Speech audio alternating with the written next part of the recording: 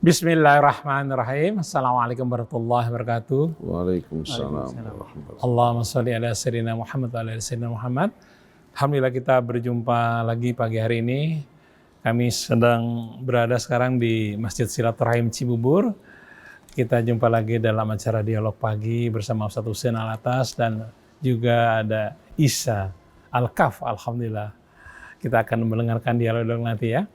Oke ya, radio ini juga disiarkan ke Radio Latansa Sukabumi, kemudian Radio Sela FM di Batam, Radio Habibullah di Banyuwangi, kemudian Radio Luciana Number One di Semarang, kemudian Radio Rasal di Palembang, dan Radio Rasil Mercy di Yogyakarta, dan radio lainnya.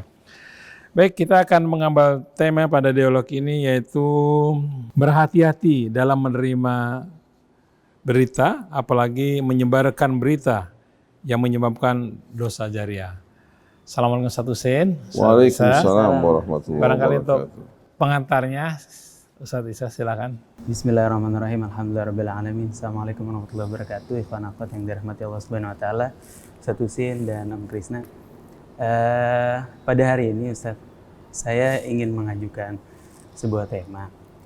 Kita ini sedang hidup di era sosial media, di era internet, di mana hampir setiap orang yang punya handphone itu berinteraksi kebanyakan lewat handphone. Dan efek dari itu adalah banyak informasi yang kita dapat, Ustaz. Terlalu banyak informasi yang kita dapat, sehingga terjadi yang namanya post-truth, Ustaz. Berita-berita yang kita terima, dan tidak semua berita itu benar. Bahkan kadang mempengaruhi psikologis kita, kadang mempengaruhi emosional kita. Akibatnya jadi lebih ke negatif karena kita terlalu banyak menerima berita. Bahkan bahayanya lagi kita menyebarkannya ke orang lain. Itu yang saya ingin tanyakan pada hari ini, Ustadz. Bagaimana Islam atau Al-Quran mengajarkan kita menyaring informasi yang kita dapat? A'udzubillahi minasyaitonirrajim. Bismillahirrahmanirrahim. Alhamdulillahi rabbil alamin. Hamdan katsiran tayyiban mubarakan fih kama yuhibbu rabbuna wa yarda. Allahumma salli wa sallim wa barik ala abdika wa rasulika sayyidina wa nabiyyina Muhammadin wa alihi wa sahbihi wa sallim. Subhanaka la ilma lana illa ma 'allamtana innaka antal alimul hakim. Allahumma atina min 'indika rahmah wa 'allimna min ladunna ilma wanfa'na bima 'allamtana waj'alna hudatan muhtadin wa la taj'alna dhallina mudhillina birahmatika ya arhamar rahimin. Amma ba'du, ikhwan akhwat pendengar pemirsa radio TV Silaturahim yang dirahmati Allah. Menemani kita pada dialog pagi hari ini Ustadz Isa bin Ahmad Al-Kaf, ada Ustadz Muhammad Krisna, ada juga Pak Wafi bersama rekan-rekan Ustadz Abdul Hasan Asyadzili Neza, dan semua rekan, ikhwan, kru, seluruh keluarga besar Rasil, kaum muslimin dan muslimat. Assalamualaikum alaikum jami'an warahmatullahi wabarakatuh. Tema kita pada hari ini, tema yang amat penting karena berhubungan dengan informasi yang kita terima. Ini bukan hal yang sepele, karena juga menyangkut berbagai macam hal yang berkaitan dengan urusan agama kita. Apabila kita mencerna informasi yang salah, apalagi kita menyebarkannya, maka akan terjadi fitnah yang amat mengerikan. Oleh karena itu dalam satu riwayat yang diriwayatkan oleh Al-Imam At-Tirmidzi melalui sahabat Amirul Mukminin Ali bin Abi Thalib alaihi salatu wassalam,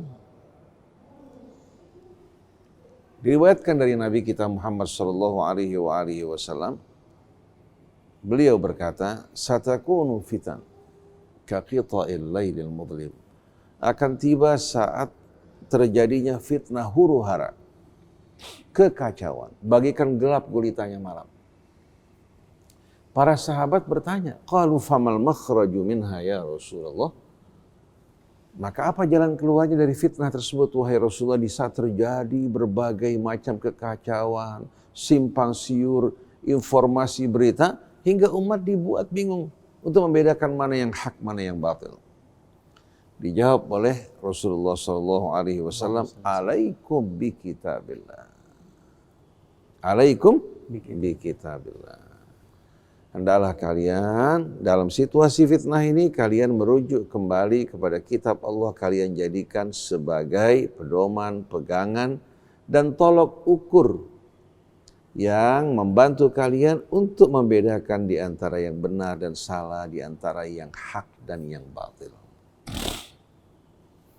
Hadis ini diriwayatkan dari Imam Tirmidzi.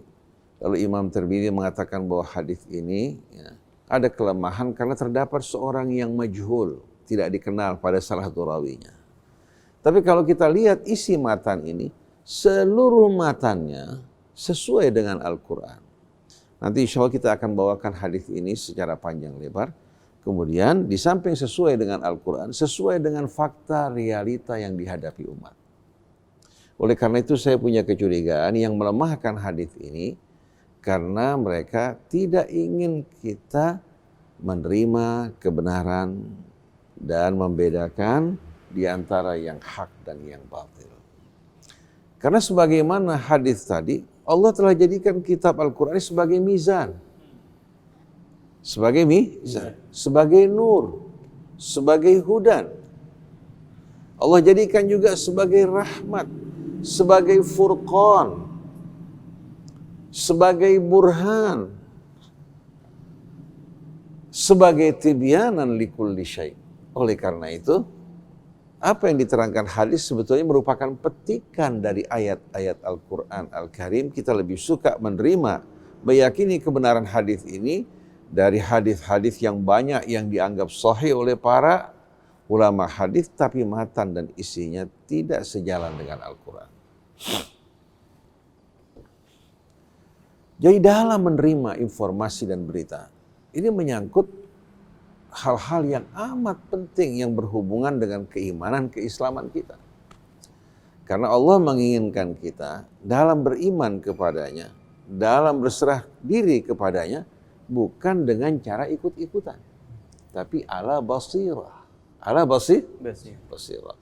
Qul hadhihi sabili ad'u ilallahi ala basiratin ana wa manittaba'ani wa subhanallahi wa ma ana minal musyrikin. Katakan wahai Rasulullah diperintahkan untuk menyampaikan pengumuman kepada umat manusia. Kalau kalian bertanya, apa jalanku? Maka jawab mereka, inilah jalanku, aku mengajak manusia kembali kepada Allah, bukan mengajak kembali kepada dirinya. Rasul tidak mengajak orang untuk apa? Untuk kembali kepadanya. Begitu juga tidak mengajak manusia untuk apa? Untuk mengikuti kelompok ataupun golongan. Tapi mengajak seluruh bangsa Arab, seluruh umat manusia, seluruh ahli kitab kembali kepada Allah dan berpegang kepada prinsip dan kalimat yang sama. Oleh karena itu pada ayat yang lain, ud'u ila sabili rabbik. Ud'u ila sabili rabbik, kita lihat. Ajaklah ke jalan Tuhan. Oleh karena itu, tidak pernah sekalipun Rasulullah SAW mengajak manusia untuk menyembahnya. Sama sekali tidak. Atau mengajaknya untuk mendengarkan dirinya dengan mengabaikan Al-Quran. Karena Rasul adalah orang yang terdepan dalam mentaati perintah Allah dan menyampaikan risalahnya. Maka sunnah Nabi yang benar adalah sunnah-sunnah yang merupakan apa? Yang merupakan terapan, aplikasi, penjelasan dari isi Al-Quran. Adapun yang bertentangan dengan Al-Quran, kita pastikan kepalsuan, kebohongannya. Jadi, hadhihi sabili ad'u ilallah. Aku mengajak kepada Allah. Ala basirah. Ala basir. Kalau basar kembali kepada pandangan lahir. Kalau basirah ini apa? Kembali ya kepada apa? pandangan ya, yang terang benderang, ya, yang didasari oleh bukti kebenaran yang tidak meragukan. Kalau kita melihat sesuatu dengan jelas tanpa ada kesamaran, maka pandangan seperti dinamakan basar. Yang melihat dikatakan basir. Tapi kalau basirah ini ya, adalah apa? Pemahaman yang didasari oleh bukti dan argumentasi yang tidak meragukan sedikit pun. Oleh karena itu, Al-Quran menggunakan basirah ini untuk apa? Untuk kitab yang Allah turunkan. Qad ja'akum basairu mir rabbikum, telah datang kepada kalian basair jamak basirah dari Tuhan kalian.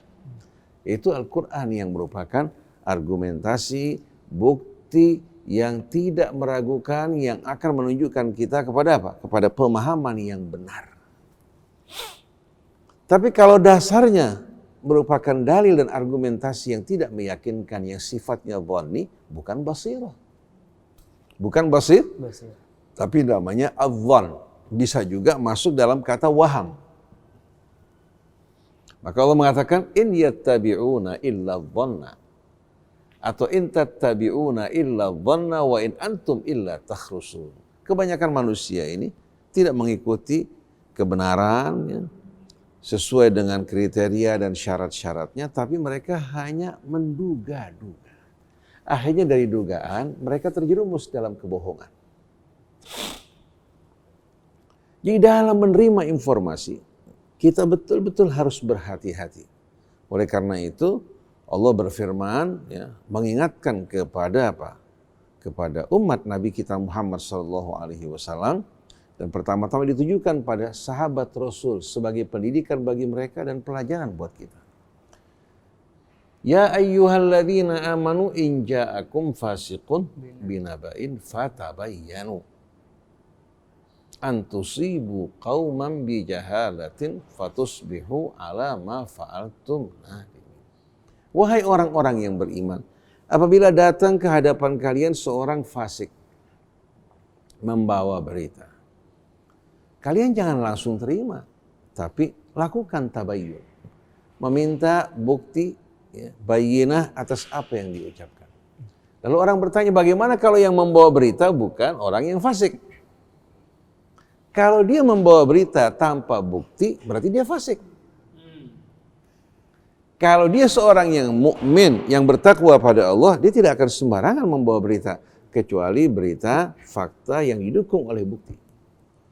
Adapun yang berkaitan dengan aib orang lain, tidak mungkin orang yang beriman bertakwa akan menceritakan hal ini. Kalau dia mau melakukan perbaikan, dia memberikan nasihat. Jadi kalau ada seorang datang membawa berita tanpa bukti, dia maka termasuk tergolong orang yang fasik. Oleh karena itu, jangan kalian langsung menerima, apalagi kalau menyangkut kehormatan orang lain, apalagi menyangkut juga hartanya, nyawanya, kan berbahaya sekali. Fatabayyanu, mintalah bayyinah, bukti. Dari siapa kita minta bukti? Dari yang dituduh, yang difitnah, apa dari yang membawa berita? Dari siapa kira-kira? Dari membawa beritanya. Kalau kita meminta bukti dari yang apa? Terkena fitnah, ini sebuah kesalahan. Yang harus membawa bukti itu yang melontarkan tuduhan dan fitnah, yang membawa berita. Jadi kalau seandainya katakan ada berita bahwa Habib Rizik melakukan perbuatan ini dan itu, yang wajib untuk menghadirkan bukti adalah yang menyebarkan berita tersebut, bukan ditanya Habib Riziknya. Oleh karena itu dalam Islam kalau ada kasus perzinahan, seorang laki-laki mengaku dirinya berzina, bukan berdasarkan kesaksian, tapi berdasarkan pengakuan dia yang menyesali perbuatannya. Maka tidak akan ditanya pada orang tersebut, siapa wanita yang kamu zinai? Kenapa? Kenapa tidak ditanya siapa wanita yang kamu zinai? Karena untuk menuduh seorang melakukan perbuatan zina harus menghadirkan 4 orang saksi demi menjaga kesucian, kehormatan seseorang. Kalau ucapan dia dijadikan sebagai kesaksian atas seorang wanita yang diklaim sebagai mitra zinanya, berarti kita menerima kesaksian satu orang. Bisa aja dia menyampaikan kesaksian ini karena rasa benci, dia menginginkan wanita tersebut menolak, maka dia ingin menjerumuskan wanita tersebut ke dalam perbuatan yang memalukan, datang ke hadapan hakim mengatakan saya berzina, saya meminta dilaksanakan hukuman, lalu ditanya siapa yang kamu zinai? Si fulana. Bertanya saja sebuah kesalahan. Kita bertanya siapa mitra zina kamu? Sebuah kesalahan. Kenapa? Kita akan tuduh kehormatan seorang wanita tanpa saksi. Kecuali kalau laki-laki ini mampu menghadirkan 4 orang saksi ya, yang dipercaya. Kalau 4 orang saksi satunya tidak terpercaya, kesaksiannya batal. Jadi bagaimana Allah menjaga kehormatan seseorang dengan sebaik-baiknya? Karena kalau seorang berbuat dosa, Allah pasti berikan kesempatan baginya untuk bertaubat. Untuk bertaubat. Tapi kalau seorang melakukan perbuatan zina disaksikan dengan 4 orang secara terbuka, berarti orang ini telah menyobek penjagaan Allah. Kenapa? Karena perbuatannya bukan hanya merupakan kelakuan yang sepele, tapi mengajak orang lain untuk melakukan perbuatan yang sama. Artinya mempropagandakan maksiat, mempropagandakan kemaksiatan. Tapi kalau seandainya masih ada rasa malu di hatinya, takut kepada Allah, dia berzina, kemudian dia bertobat, menutupi dirinya, ampunan dan rahmat Allah akan Allah subhanahu wa ta'ala limpahkan atas dirinya. Tapi kita yang sembarangan bercerita, menceritakan aib orang lain tanpa kesaksian dan syarat-syaratnya, kita dikenakan hukuman. Jadi kalau seandainya ada 3 ulama atau 3 orang baik yang dipercaya bersaksi bahwa saya melihat si fulan berzina, hakim akan meminta kepadanya dalam Islam, mana saksi yang keempat? Kalau tidak mampu menghadirkan saksi yang keempat, maka 3 orang tersebut walaupun dia orang yang dipercaya, dikenakan hukuman masing-masing 80 kali cambukan. 80 kali cambukan. Padahal sebetulnya hati cenderung untuk menerima kesaksiannya karena tidak meragukan sedikit pun. Orang-orangnya terpercaya. Tapi Allah ingin jaga kehormatan hamba. Oleh karena itu kalau kita menjumpai seorang melakukan perbuatan semacam ini, seharusnya tidak kita sebarluaskan. Bukan kita mulai kasak-kusuk bercerita walaupun itu benar. Apa yang wajib kita lakukan? Datangi orang tersebut, berikan nasihat. Ya fulan, saya telah melihat perbuatan kamu yang keji. Tapi saya berjanji untuk tidak bertutur bercerita. Saya akan menutup mata, telinga, dan menjaga lidah saya dari aib kamu. Alhamdulillah Allah belum membuka aib kamu. Hanya saya yang melihat. Coba kalau seandainya Allah membuka aib kamu, bagaimana keluarga kamu? Bertaubat dari perbuatan seperti ini, semoga Allah ampuni dosa kamu, dan Allah menjaga juga kehormatan. Itu insya Allah mudah-mudahan akan membuat dirinya apa? Sadar. Tapi kalau kita ceritakan aibnya, dia bakal bilang apa? Udah terlanjur basah. Betul nggak? Udah terlanjur basah. Akhirnya kesombongannya akan muncul. Jadi kita wajib menjaga kehormatan orang lain dan tidak menceritakan aibnya. Tidak menceritakan aibnya. Kecuali kalau memang itu merupakan jalan untuk menjaga keamanan dan hak orang lain. La yuhibbullahul jahra bisu minal qawli illa man zulim. Allah paling tidak suka orang yang suka apa? Belak-belakan berbicara yang buruk. Kecuali kalau dirinya dianiaya. Dia boleh mengadu kepada yang berwenang untuk mengadukan urusannya. Tapi kalau tidak menyangkut haknya atau hak-hak orang lain, tidak boleh kita berbicara buruk. Kalau ada orang katakan bertanya sama kita, ya fulan, bagaimana pendapat kamu mengenai fulan, dia melamar anak saya. Kita wajib ceritakan apa adanya. Tapi kalau kita tutup-tutupi kejelekannya, kita berdosa. Karena ini datang untuk melamar anak seseorang. Kalau kita sembarangan menyampaikan informasi yang salah, lalu dia terkena apa? Terkena musibah akibat informasi kita yang salah, kita akan bertanggung jawab di hadapan Allah SWT. Jadi kalau kita tahu dirinya tidak baik, katakan, kalau saya punya anak perempuan, saya tidak akan berikan anak perempuan saya untuk laki-laki tersebut. Atau ceritakan apa yang perlu diceritakan. Ini yang saya tahu, ya, selebihnya saya tidak tahu. Jadi saya beritahukan kamu apa yang saya tahu. Dan saya betul-betul bersaksi yang saya ucapkan ini kebenaran. Jadi tidak perlu takut menyampaikan sesuatu apa adanya. Atau seorang datang, Mas Krisna, saya kerjasama dengan fulan, kamu kenal nggak? Saya kenal.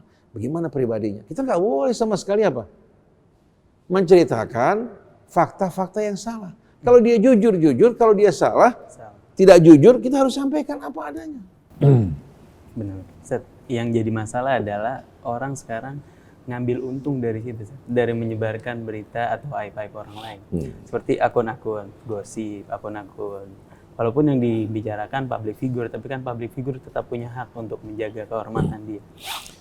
Bagaimana di dalam Al-Quran, Ustaz? Surat An-Nur. Iya, betul.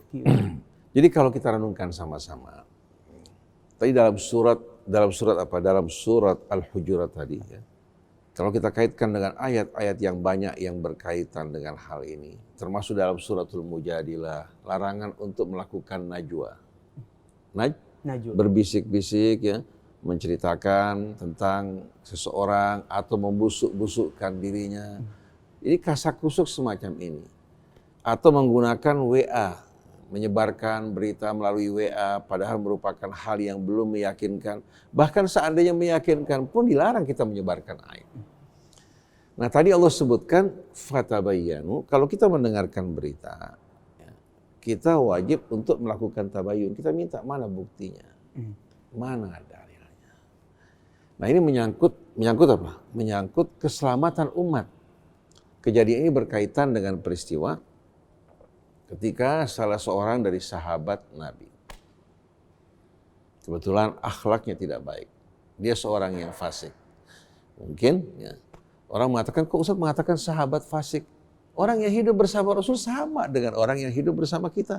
Ada orang munafiknya, ada orang fasiknya, ada juga orang-orang yang kafir dan musyrik. Oleh karena itu tidak semua orang layak menjadi sahabat Rasul. Begitu juga kita, tidak semua orang yang kita kenal sahabat kita. Kecuali yang tulus dengan kita dan kita tulus kepadanya. Itulah sahabat yang sebenarnya.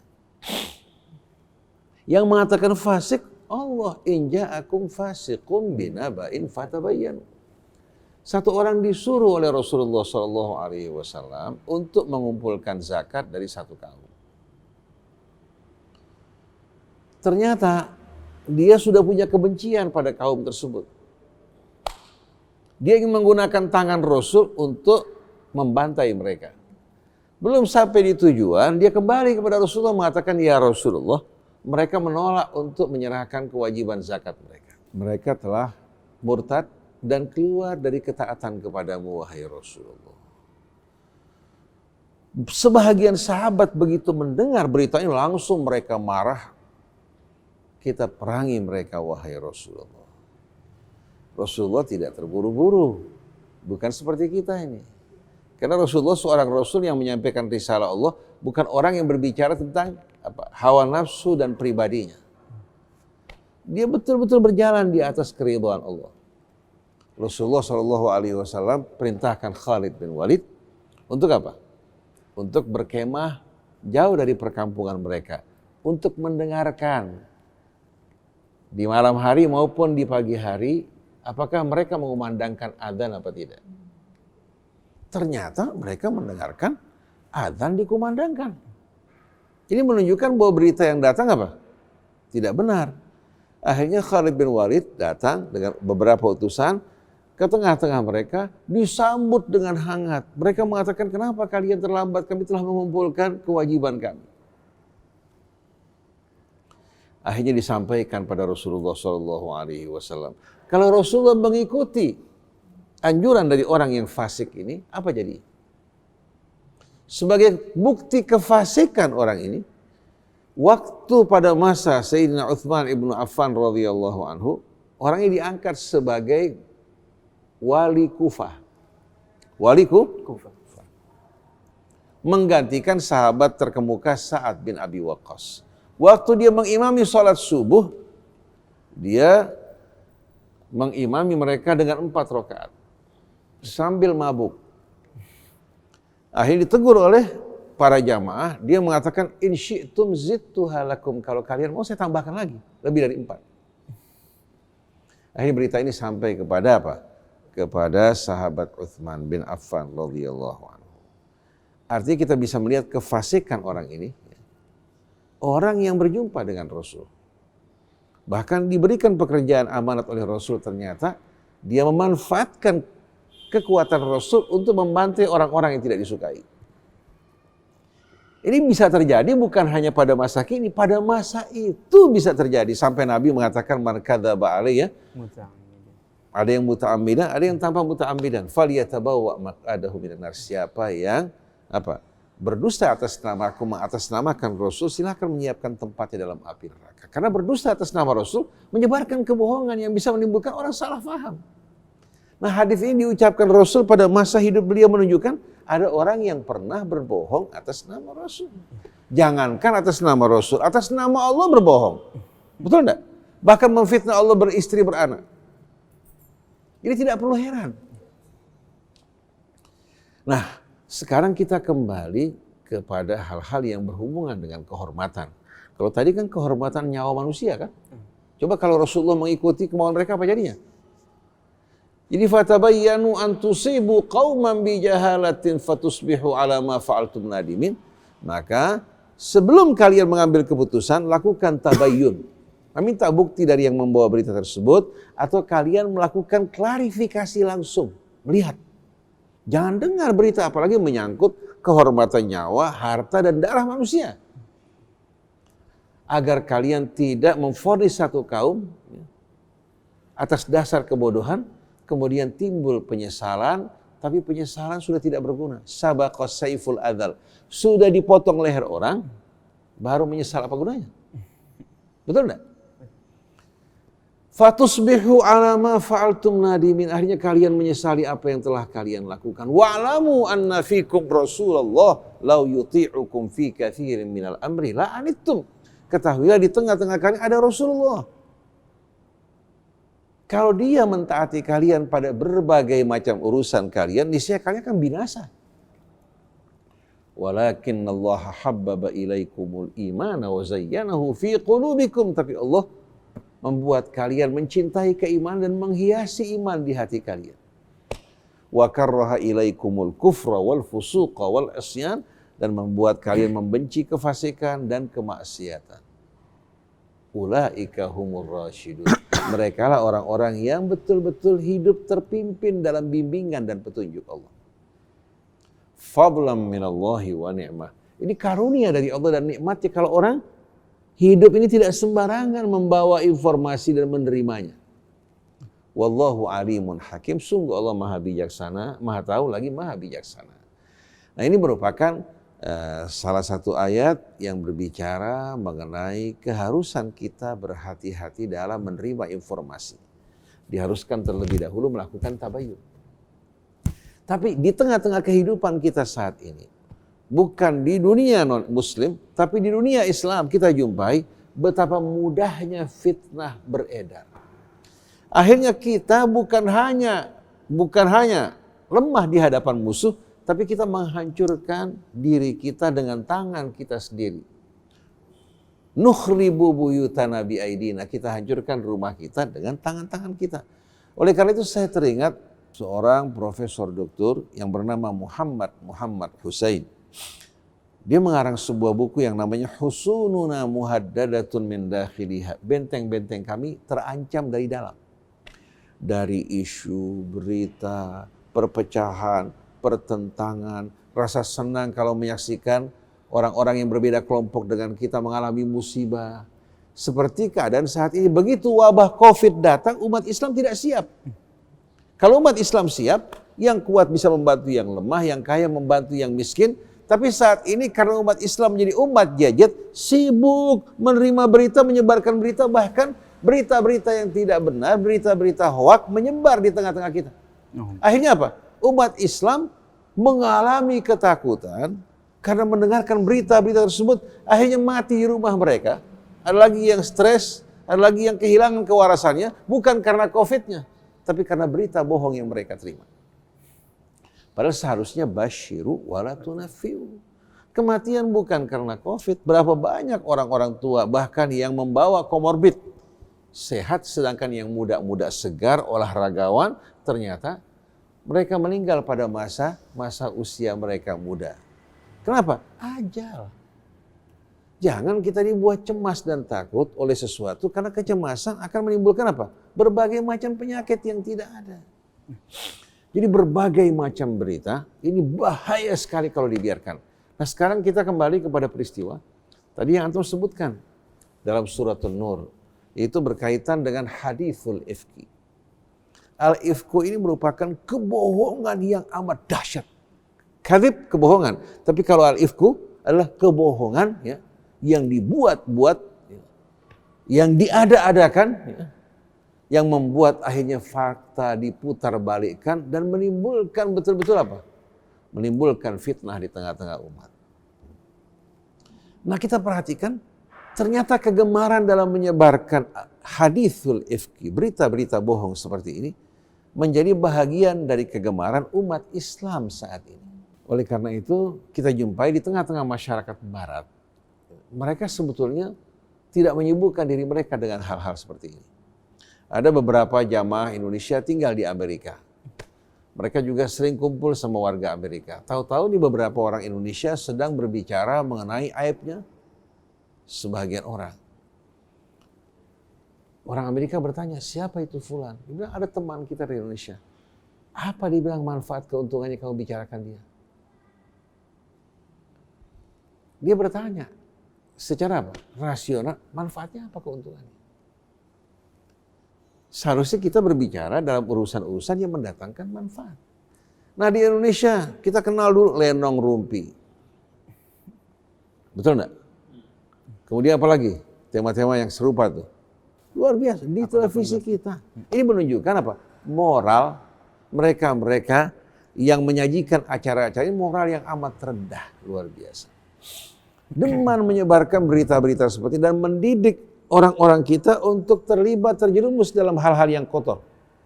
Bahkan yang unik seperti yang diceritakan oleh salah seorang yang pernah kerja di sebuah televisi mengatakan bahwa pernah sekali waktu televisi datang ke mana?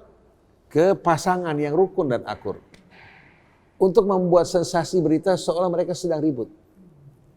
Kemudian diwawancarai secara terpisah untuk mengesankan seolah apa? Seolah mereka dalam keadaan ribut. Karena simbiosis mutualisme. Dari acara ini mereka terima uang, televisi punya apa? Punya berita yang disebarkan. Jadi kita lihat berita juga menjadi apa? Menjadi bahagian dari apa? Dari proyek. Dari komoditi yang dijual belikan. Nah, kita saksikan pada zaman Rasul. Bagaimana keberanian orang untuk menodai, ya, melukai kehormatan Nabi kita Muhammad SAW dan keluarganya. Sekembalinya Nabi dari satu peperangan, Nabi terbiasa membawa salah satu istrinya dengan cara mengundi mereka siapa yang ikut bersamanya. Lihat, Nabi berperang membawa istrinya bersamanya. Ini menunjukkan bagaimana keimanan, keyakinan Nabi kita Muhammad SAW. Karena bagi seorang Arab, wanita itu kehormatannya. Kalau sampai kalah perang, apa yang bakal terjadi? Nah, kebetulan yang jatuh undian pada saat itu As-Sayyidah Aisyah Ummul Mukminin radhiyallahu anha. Sekembalinya dari peperangan, rupanya Sayyidah Aisyah kan berada di atas apa? Tandu yang ada di atas onta. Orang Arab bilang haudaj. Waktu beristirahat, Sayyidah Aisyah menjauh dari haudaj ya, untuk apa? Membuang air kecilnya. Jauh dari orang. Mereka tidak tahu bahwa Sayyidah Aisyah tidak terdapat di atas tandu. Akhirnya mereka berjalan. Waktu Sayyidah Aisyah kembali, menjumpai kafilah telah berjalan. Subhanallah, Sayyidah Aisyah menunggu di sana dengan harapan nanti mereka kembali. Tahu-tahu ada seorang sahabat Nabi yang tertinggal di belakang bernama Sofwan ibnu Mu'attal radhiyallahu anhu. Sofwan pernah melihat Sayyidah Aisyah sebelum ayat hijab. Ketika datang ke hadapan Sayyidah Aisyah, langsung dia memalingkan wajahnya, memerintahkan onta untuk menekukkan lututnya tanpa berbicara pada beliau. Lalu Sayyidah Aisyah naik ke atas onta, maka Sofwan mengejar kafilah. hingga mereka bergabung dengan Rasulullah SAW. Begitu mereka menyaksikan Safwan, mulai Rasul munafik Abdullah bin Ubay bin Salul mengatakan, ada apa di antara Safwan dan Aisyah? Sahabat-sahabat yang lemah imannya ikut juga apa? Terlibat. Karena kalau berita bohong kan enak disebarkan. Betul enggak? Bahkan sebahagian dari orang-orang yang hijrah bersama Rasul terlibat dalam fitnah tersebut. Bahkan yang lebih mengherankan lagi, sepupu dari Abu Bakar yang bernama Mistah bin Uthathah terlibat. Padahal mereka diberikan nafkah oleh Abu Bakar. Akhirnya berita menyebar, semua tanpa bukti. Semua tanpa dasar bukti. Mereka tidak bertanya kenapa kamu sampai tertinggal di belakang. Apa alasannya? Aisyah menjelaskan kepada Rasulullah SAW. Akhirnya fitnah beredar. Kebetulan yang menjadi dalang di balik semua ini berasal dari suku Khazraj. Antara Khazraj dan Aus terjadi persaingan dari mulai masa dahulu kala. Rasulullah mengatakan, siapa yang mau melindungi kehormatan saya dari fitnah ini. Ketika Aus meminta kepada Khazraj untuk menyerahkan orang-orang yang terlibat, Khazraj tidak mau. Kalian sengaja menggunakan kesempatan ini untuk melampiaskan dendam kalian. Sampai hampir terjadi peperangan. Ini menunjukkan Rasulullah juga tidak mempercayai berita ini. Tapi berita beredar di tengah-tengah kaum muslimin. Bagaimana menghadapinya? Tidak bisa dengan emosi. Akhirnya turun ayat-ayat Al-Quran membersihkan kehormatan Ummul Mukminin As-Sayyidah Aisyah radhiyallahu anha. Al-khabithatu lil-khabithina wal-khabithuna lil-khabithat wat-tayyibatu lit-tayyibin wat-tayyibuna lit-tayyibat ulaika mubarra'una mimma yaqulun lahum maghfiratun wa rizqun karim. Yang membersihkan kehormatan istri Nabi kita Muhammad SAW. Begitu Allah Subhanahu wa taala bersihkan kehormatan Sayyidah Aisyah, Abu Bakar As-Siddiq radhiyallahu anhu bersumpah untuk tidak lagi membantu orang yang terlibat dalam fitnah. Allah menegur Abu Bakar. Wala ya'tali ulul fadli minkum wasa'ati an yu'tu ulil qurba wal masakina wal muhajirina fi sabilillah wal ya'fu wal yasfahu ala tuhibbuna an yaghfirallahu lakum wallahu ghafurur rahim. Orang yang diberikan keluasan dan kelapangan jangan sekali-kali bersumpah untuk tidak lagi membantu kerabat-kerabat yang membutuhkan, orang miskin atau orang-orang yang muhajir di jalan Allah. Lupakan, abaikan semua itu. Apa kalian tidak ingin dapat ampunan dari Allah? Sungguh Allah Maha Pengampun lagi Maha Penyayang. Abu Bakar langsung dia membayar kafarat sumpahnya dan dia kembalikan apa-apa yang pernah diberikan, bahkan lebih. Padahal salah seorang mereka, Mistah bin Uthathah, sepupu dari Abu Bakar As-Siddiq radhiyallahu anhu. Artinya walaupun mereka salah dihukum 80 kali cambukan karena mereka menyebarkan fitnah, tapi tetap Allah tidak ingin kita menjadi pembantu syaitan untuk menjerumuskan orang ke dalam api neraka. Memberikan maaf, hal yang indah. Hidup ini walaupun kita dikelilingi oleh kemewahan, keindahan, harta benda yang melimpah ruah, kalau kita kehilangan rahmat, kita kehilangan arti hidup kita. Tapi rahmat itu yang membuat suami istri bersama anaknya mereka menikmati kebahagiaan, keharmonian.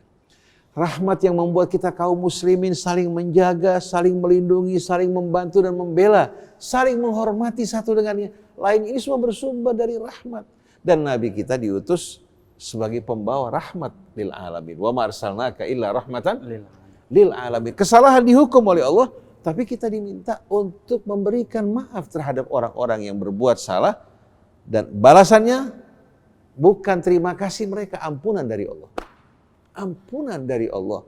Maka berikanlah maaf terhadap orang-orang yang berbuat zalim pada kita dengan imbalan ampunan dari Allah yang tak terhingga. Nah, perhatikan.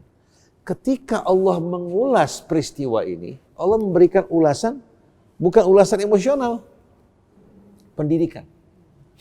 Allah berfirman dalam surat An-Nur ayat berapa? Ayat 11. Innal ladzina ja'u bil ifki usbatum minkum.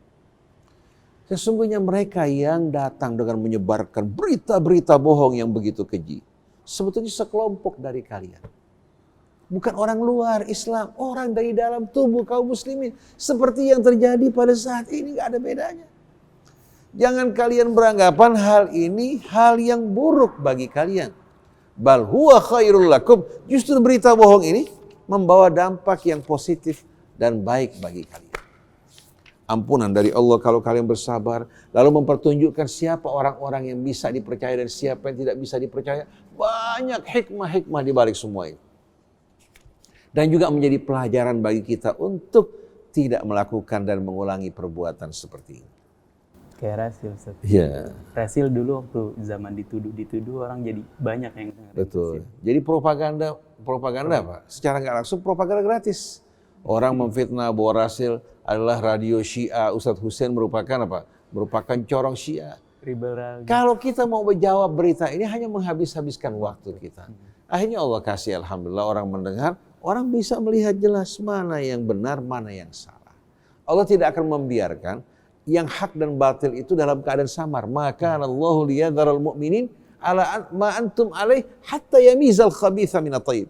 Allah tidak akan membiarkan keadaan kalian, wahai orang-orang yang beriman, seperti keadaan kalian saat ini, sampai Allah memisahkan di antara yang baik dan busuk. Kembali melanjutkan, innalladzina ja'u bil ifki usbatum minkum la tahsabuhu syarral lakum bal huwa khairul lakum likulli imri'in minhum maktasaba minal itsmi. Tiap orang yang terlibat ada bahagian dosa masing-masing. Walladzi tawalla kibrahu minhum lahu adzabun adzim. Sedangkan yang menjadi dalang di belakang layar, yang menjadi apa? Yang menjadi otak di balik semua ini, bagi mereka Allah sediakan azab yang amat dahsyat mengerikan. Kita sakit ketika mendengar berita-berita bohong mengenai kita. Tapi ketahuilah, nasib dia lebih mengerikan lagi di hadapan Allah Subhanahu wa taala.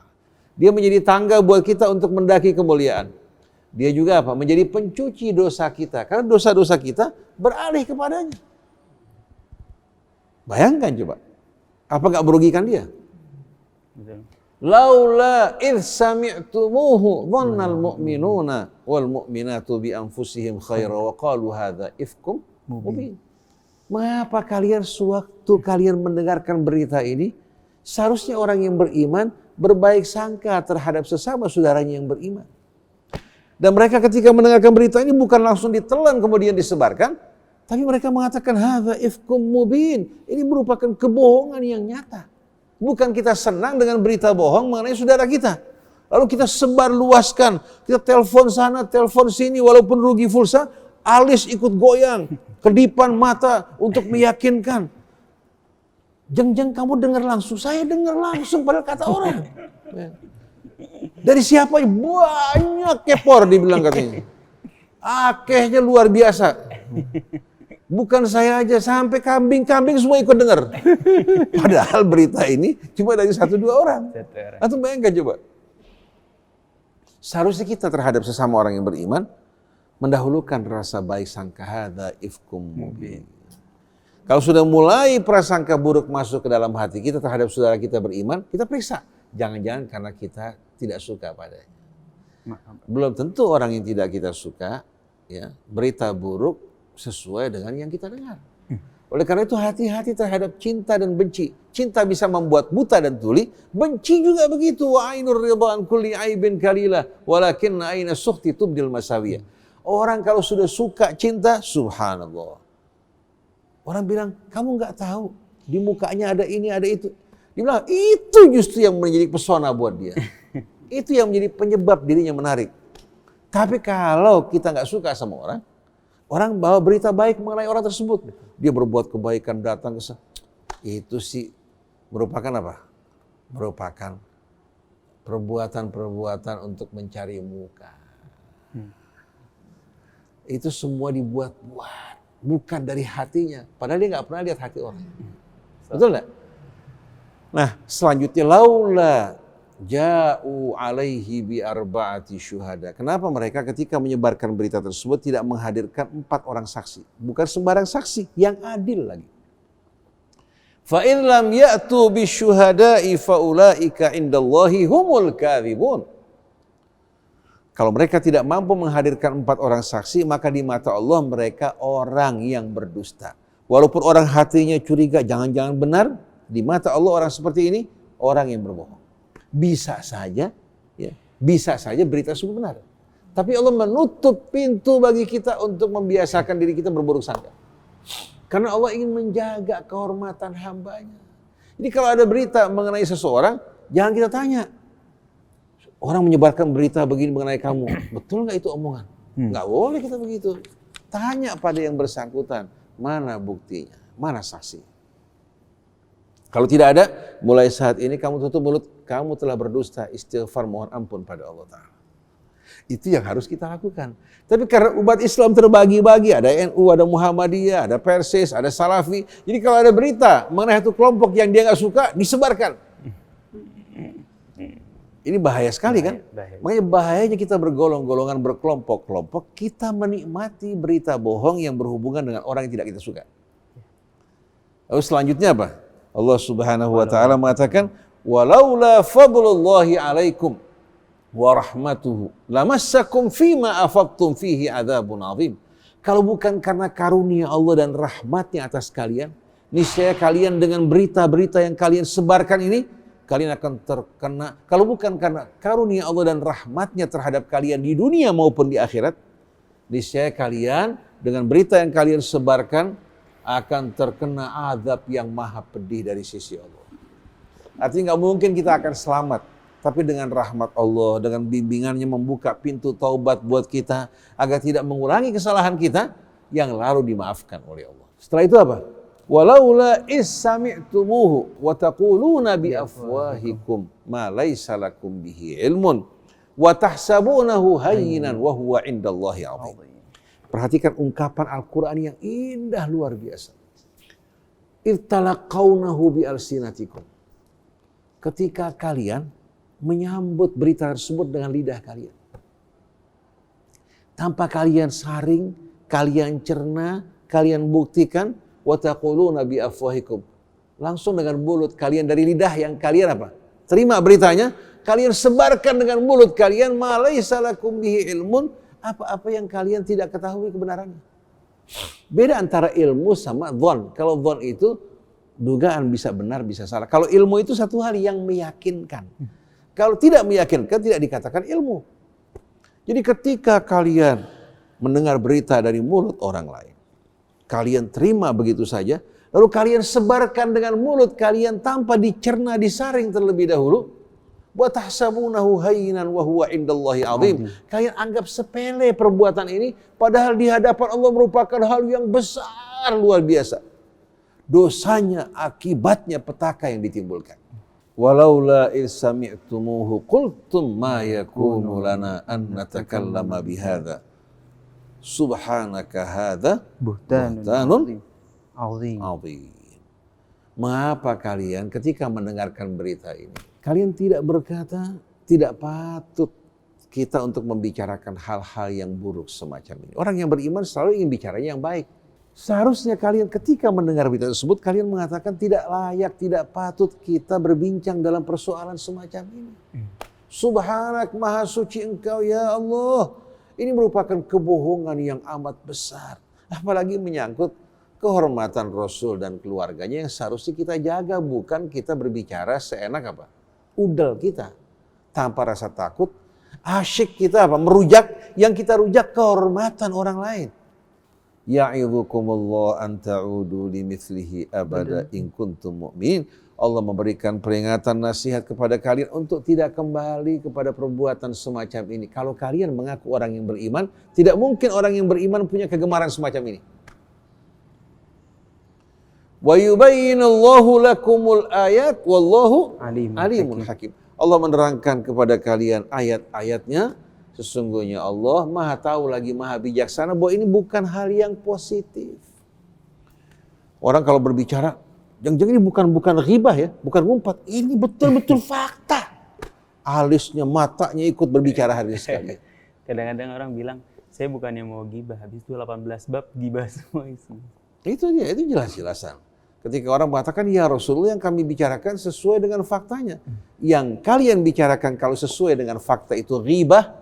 Kalau tidak sesuai dengan fakta, itu namanya buhtan. Yang kedua lebih besar dosanya. Sedangkan ghibah sama dengan orang memakan bangkai saudaranya. Oleh karena itu kita, Radio Rasil harus berhati-hati dalam menerima maupun menyebarkan berita. Adapun radio TV yang lain silahkan.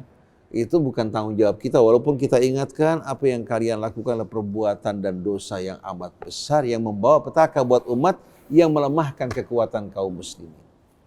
Setelah itu Allah mengancam, innal ladzina yuhibbuna an tashi'al fahishatu fil ladzina amanu lahum adzabun alimun fid dunya wal akhirah wallahu ya'lamu wa antum la ta'lamun.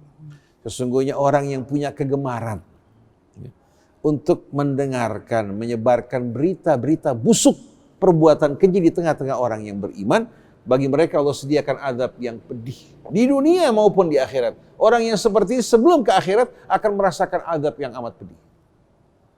Karena hidup di tengah-tengah kebusukan, gemar menyebarkan yang busuk, Allah kumpulkan juga bersama orang-orang yang busuk. Wallahu ya'lamu wa antum la ta'lamun. Allah mengetahui dan kalian tidak mengetahui efek buruk dari semua ini. Setelah itu, walaula fadlullahi alaikum wa rahmatuhu wa annallaha ra'ufur rahim. Kalau bukan karena karunia Allah dan rahmatnya atas kalian, dan Allah maha penyantun lagi maha penyayang, tidak tahu apa yang bakal terjadi pada kalian. Jadi kita harus waspada, berhati-hati.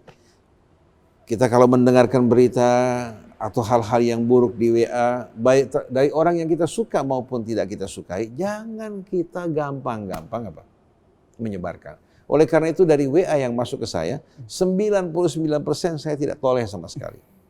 Lalu berita yang masuk, saya langsung hapuskan. Kecuali kalau berita kebaikan. Hal-hal yang baik, nasihat yang baik. Tapi kalau berita buruk, coba kamu periksa diri kamu. Apakah kamu dalam keadaan suci? Cuma sebagian orang beranggapan dirinya tahirun mutahhir, suci mensucikan. Padahal kita tahu Imam Ali mengatakan ajaban liman yatakabbar, sungguh mengherankan orang yang menyombongkan diri. Awaluhu nutfah, awal kelahiran dia dari sperma. Di mana tempatnya? Bagaimana salurannya? Di tempat yang mulia? Bukan. Kemudian wa fi batnihi khar'ah, dalam perutnya kotoran. Allah tutup, coba kalau terbuka, biar cantik tampanin seseorang, tapi kalau kotoran, cair padatnya, atau anginnya terus terbuka kemana-mana, kira-kira orang mau dekat nggak? Nggak ada yang mau dekat. Allah tutupi dengan baik. Kemudian wa akhiruhu jifa, akhir hidupnya bangkai yang berbau busuk. Coba apa yang mau dibanggakan? Oleh karena itu, orang yang suka membesarkan, mengagungkan Allah, Allah tempatkan di tempat yang terkemuka. Tapi orang yang suka menonjolkan dirinya, apalagi merendahkan orang lain, orang yang Allah akan hancurkan hidup. Dalam majelis jangan kita suka bicara saya, atau kita golongan. Enggak. Allah. Oleh karena itu majelis yang paling indah, majelis yang di saat kita membesarkan, mengagungkan Allah, hingga nggak ada orang yang merasa dikecilkan. Tapi begitu kita bicara kita, usaha saya, perjuangan kita. Kenapa? Jadi kembalikan, sering-sering kita berbicara mengenai kebesaran keagungan Allah. Oleh karena itu majelis yang paling tidak nyaman, tidak mengenakan buat kita di tengah-tengah pengusaha, pejabat-pejabat tinggi. Karena di sana kita akan jumpai banyak para penjilat yang suka menjilat, ya, mengumpak, mengagung-agungkan, membesar-besarkan, yang paling jarang disebutkan Allah Subhanahu wa Ta'ala. Maka biasakan dimanapun kita berada, kita mulai dengan nama Allah, terisi juga dengan kebesaran keagungan Allah, ditutup juga dengan memuji Allah Subhanahu wa Ta'ala. Oleh karena itu Nabi mengajarkan kita, apabila kita meninggalkan majelis, kita membaca doa kafaratul majelis. Subhanakallahumma wa bihamdik. Subhanakallahumma wa bihamdik. Asyhadu an la ilaha illa anta astaghfiruka wa atubu ilaik. Ketika subhanakallahumma wa bihamdik. Maha suci Engkau ya Allah. Segala sesuatu kembali kepadamu. Engkaulah ya Allah yang layak untuk menerima puja-puji kami. Kami mohon ampun kepadamu ya Allah. Asyhadu an la ilaha illa anta. Kita mengulangi kembali baiat kita dan syahadat kita. Mungkin dalam ucapan kita di majelis ada kata-kata yang mengeluarkan kita dari iman, kan berbahaya sekali. Asyhadu an la ilaha illa anta wa astaghfiruka. Aku mohon ampun padamu ya Allah, wa atubu ilaik, aku kembali kepadamu. Maka mari bersama-sama para pendengar Rasil, kaum muslimin dan muslimah dimanapun kita berada, mari kita isi majelis kita dengan mengagungkan Allah, memuji Allah subhanahu wa ta'ala, mentasbihkan Allah, dan juga berselawat kepada Nabi kita Muhammad sallallahu alaihi wasallam, karena selawat merupakan perintah yang Allah perintahkan kepada para malaikatnya kepada kita, dan Allah juga berselawat pada nabinya dalam arti melimpahkan rahmat keberkahan pada nabinya. Berselawat pada Nabi satu kali, Allah akan balas dengan 10 selawat dari sisi Allah. Berselawat pada keluarga nabinya, Allah balas 10 selawat untuk keluarga kita semua yang akan menerangi dan melembutkan hidup kita semuanya. Demikianlah subhanakallahumma wa bihamdik, asyhadu an la ilaha illa anta astaghfiruka wa atubu ilaik, wal afu minkum, wassalamualaikum warahmatullahi wabarakatuh. Waalaikumsalam warahmatullahi wabarakatuh. Waalaikumsalam warahmatullahi wabarakatuh. Terima kasih Ustaz Hussein, Ustaz Isa. Ya, kita akan jumpa lagi pada dialog yang lain. Saya Muhammad Krisna, Neza, Fikri, juga Anis Mualim dan Fahri mohon pamit. Wabillahi taufiq wal hidayah. Assalamualaikum warahmatullahi wabarakatuh. Waalaikumsalam warahmatullahi wabarakatuh.